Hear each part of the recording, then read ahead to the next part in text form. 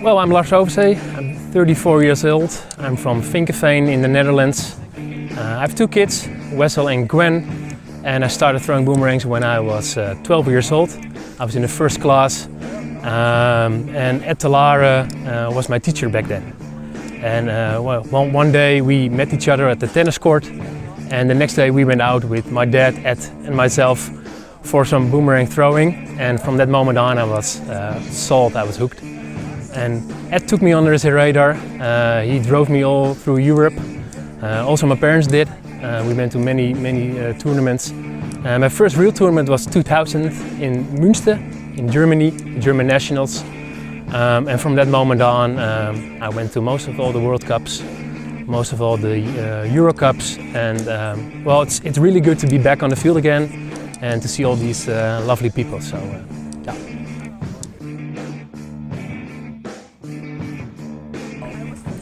Well, the difference is huge because, like, when I started, we had a club, was the ABO, and we had like 4 tournaments a year. And if you participated in all 4 of them, then you could drop your worst tournament. And then, like, out of those 4 tournaments, there was a national champion. And of course, besides the tournaments we had the Whitsun tournament, and it was one of the biggest tournaments in Europe. Sometimes we had like 70 or 80 people throwing. It was crazy, and a lot of Germans were there because it was their holiday. Nowadays we don't have a club anymore, and it's really sad. We are working out with Colin and some other Dutch throwers to get it back, but at the moment we don't have any club.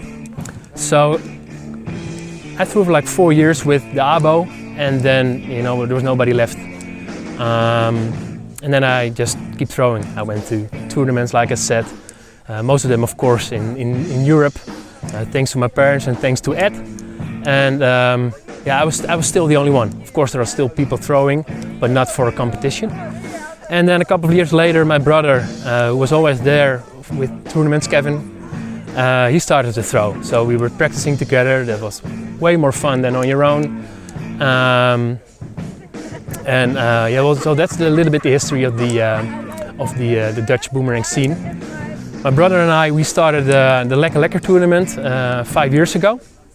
Out of nowhere, or not really out of nowhere, because there were a lot of people asking, well, will there be a Dutch tournament again? And then we found a really nice place at our hometown, Vinkeveen, at a soccer club, Hertha, just like where we are now. Not a 100% tournament because we don't throw Aussie, we don't throw MTA, we only throw Aussie 30. But the people loved it. It's something different, something else than a normal tournament. And that's what we have done for 5 years. And hopefully we will have an ABO Boomerang club back in a couple of months. So let's see.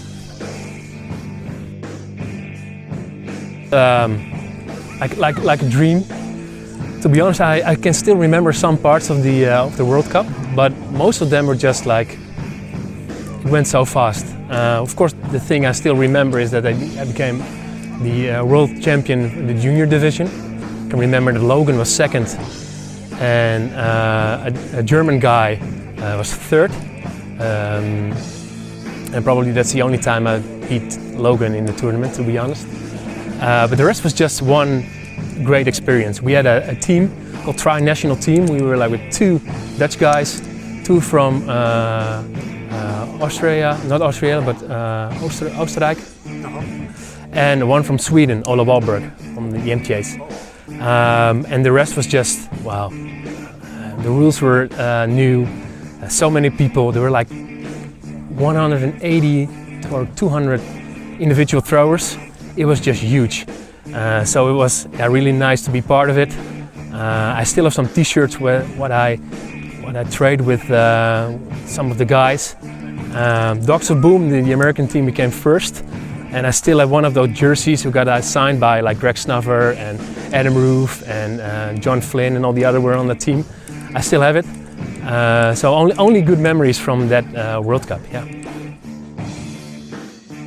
Well, first I want to start to to say that it's good to be on the field again, but also good to, you know, after Corona lockdowns, no tournaments for everybody. It's really nice to be back on the field and see your friends and just throw. And if it's good or bad, it doesn't matter. Just to be on the field again after, you know, like Corona period, it's good. Well, I'm quite experienced in knee, in fixing my knee again. So it was the second time. And this time was a little bit harder to come back because they used a different way of surgery and it takes more time. But then of course Corona came in between, so it was like, okay, I don't have to prepare for any Euro Cup or any World Cup or whatever, or big tournament. I just take my time and I don't touch my boomerangs at all. Just go for the things I can control with the knee, so like cycling or running, or I'm into swimming at the moment. And that was a good time for the knee. The knee is good, but not for. It will never be good enough for, you know, like the quick movements or the strange things you sometimes have to do with trick catch or a crazy dive or a crazy catch. That's not where the knee is made for at the moment. So that's why we use the brace. I used it in this tournament and it was okay. But we have to become friends because it's going to be the thing I'm going to have to wear the rest of my boomerang career. But yeah, like I said, it's good to be back, good to see the friends, and I'm looking forward to see the rest of the throwers on the field again. So yeah.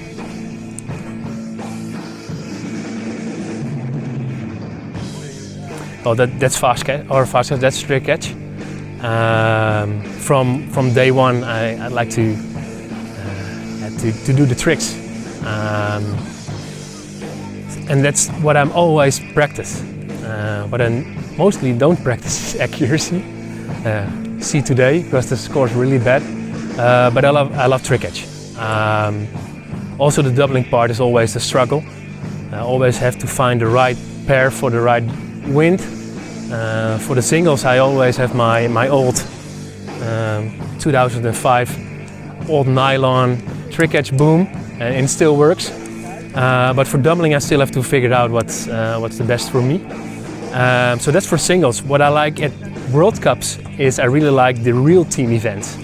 So like super catch is my favorite by far. But I also like the relay. And when it's the individuals, I also like Aussie round. It's not my best event, but everything there comes together, like distance, accuracy, throw. So I choose those two, definitely.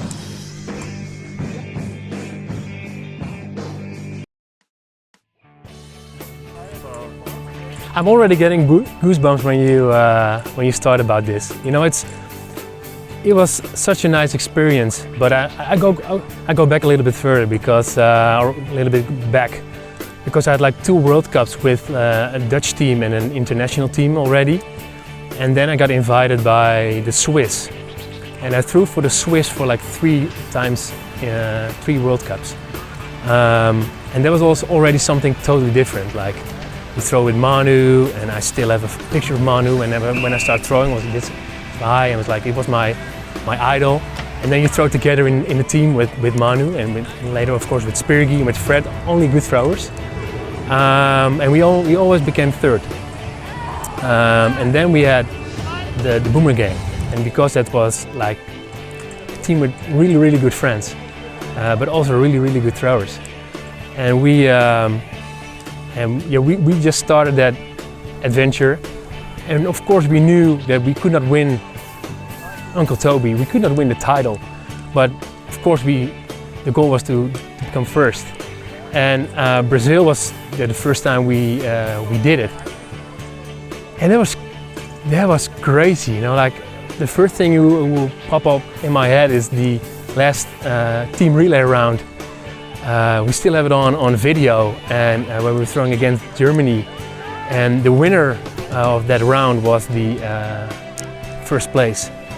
And we were behind and we were in front and we were behind. It was really an intense, big wind race. And I was not throwing, so I was on the line, and that's even more nerve-wracking than when you throw. And I can remember that in like one of the last throws, I thought Andrea, he made a really fast return, and then we were in the lead, and then we finished it, and then it was just like a lot of happiness and some tears and some, wow, it was really, really a great moment for the whole Boomerang, because like Manu never became first with the team, and everybody was. So it was just, yeah, it is one of the best things I ever had in boomerang throwing. So, yeah. Also your MT8 and super catch. Yeah, that was a crazy one, and you know those things just still pop up when you talk about these tournaments and these World Cups. Yeah, it was just a crazy run with a crazy flight, with a great time. Which you were chasing also. It was just Taco. It was just madness. So yeah, only good memories about that World Cup. And of course, after we did more Boomerang team cups, and they were all good. You know, like all in a different way. But yeah, Brazil was the first, so probably the most special one. Yeah. Yeah, well, it was my second time in the US. I was there the year before in 2006, right after the World Cup in Atlanta, Georgia. And then in 2007 I went back, had a flight on Seattle Airport and stayed there at the Bauer's house, because we met each other in Charlottesville in 2004 and became really good friends. So we had the tournament in Seattle, the local tournament, organized by Betsy and like the Seattle crew. And it's a tournament with a lot of good throwers. Like Billy Brazelton is there, the Bowers are there, of course. Betsy, Will Giggs, like the whole Seattle crew is there. Sometimes people will fly in. And after that tournament, we did a road trip. And of course, it was my first road trip through the US. And it took us like 3 or 4 days to drive to Wisconsin, Eau Claire, where we had the nationals. And we stopped in every state. And on the border, we stopped and took like well, it was a selfie, but a selfie was not introduced back then. So we took like a selfie and with all of us, with the whole crew, and then in front of the sign of the border. And we drove for like 12 hours a day, and it was something we can't imagine in Europe. If we drive 12 hours a day, we are on the other side of Europe almost. And we stopped, and then the Bowers had like all those really nice places to go to. So we went to Devil's Tower, we went to like a volcano area. It was just great. And then the van was getting smellier and smellier, and we had our tent, and we just could fit in there because we were just the three of us. It was just only good memories. And then we arrived in Eau Claire, Wisconsin. It was organized by Dan Johnson's, who is not around anymore. I hope so. He still will show up someday. And his family. And Dawn Monroe also organized that tournament. It was just great, huge field, great area, and nice barbecues after the tournament at Dan Johnson's place. And then, yeah, of course we had to drive back all the way. On the way back we did like a baseball match. You have to do that when you're in the US. So yeah, only great memories. And it's funny because like this time of year, you know, like your Facebook is going like back in the day, and you see all those pictures. And when you made those road trips, you see those pictures coming back and all those memories again. So yeah, one of the best trips ever. Yeah, well, yeah, definitely. Well, I already showed this one. This is probably my oldest boomerang still in my boom kit. It's a really old, crappy looking trick catch boom from old nylon. It's a copy made from Sascha Winkler back in the day. And of course, during the time you change boomerangs, but this one is still the one who is in there the longest. And I still use it. I used it yesterday. And this one is really special because this is the boomerang where I threw my first over 100 trick catch score with. The doubling pair I don't have anymore, or I still have it, but it's not working. And I became first at the Euro Cup in 2005 with a 110. So that's why this one is really special. It's old, it's still working, and yeah, it's my first over 100 and the only 100 I ever thrown. So really special one here. Then I have this one. This is a MTA. It's a Manu, and the story behind this one is that in Japan in 2006, it was the first time in the Swiss team, and I only had one Manu two-blader. And a couple of seconds before practice time super catch was over, my MTA was way up high and was in the river. And I was first for the team to throw super catch, but I did not have any MTA anymore. So I run back to Manu and was like, Manu, my only MTA is in the river. And Manu was making MTAs back in the day, and he just grabbed his bag and just like 20, 30 MTAs out of it, and he went through all of them and just said, well, just take this one.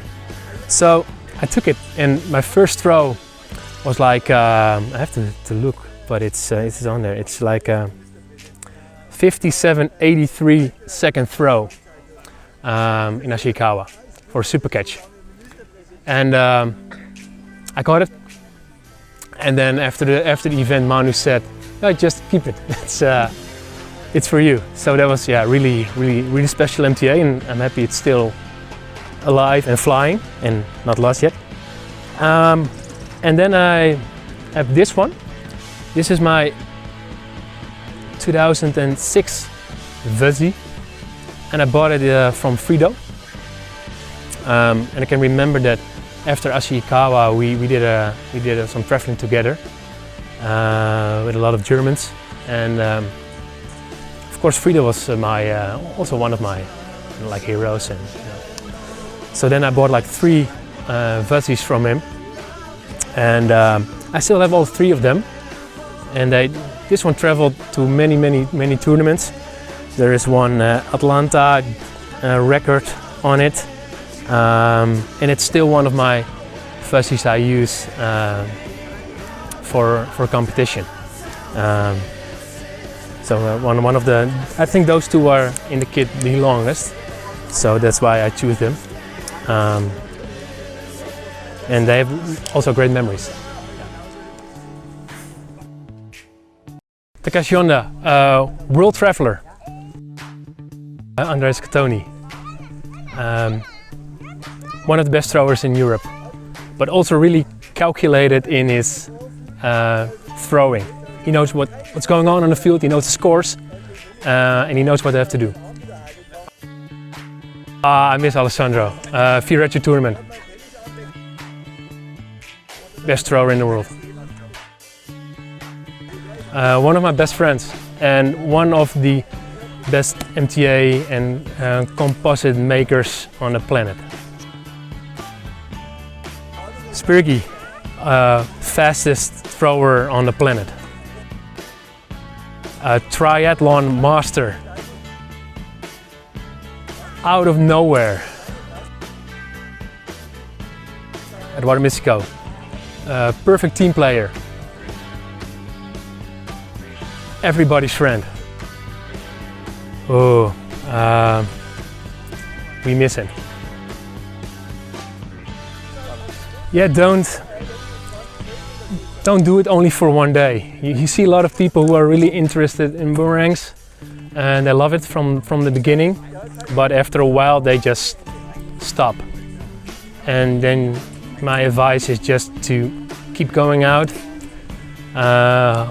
Hopefully there is someone close by who can teach you how to throw, And well, today with internet and everything, there's a lot to find out there.